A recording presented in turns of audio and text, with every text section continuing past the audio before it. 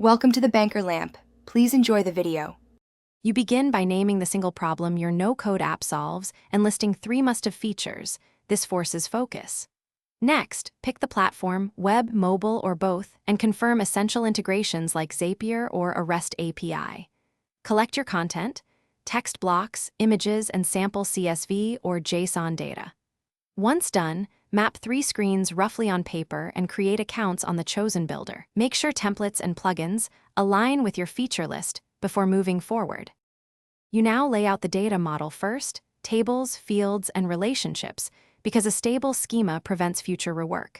Then design the user flow, wireframe each screen, specify actions, and add conditional logic for when elements show or hide.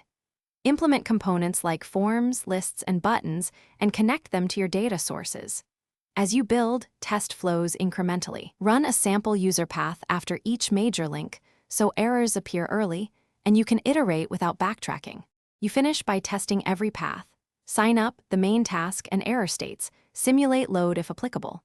Deploy to a domain, enable SSL, set environment variables, and schedule backups so data is safe.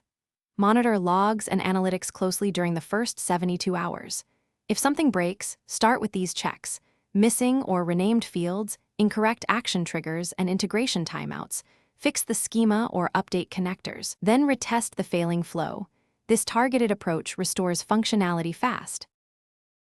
Thanks for watching. If this was helpful, leave a like and consider subscribing. See you next time.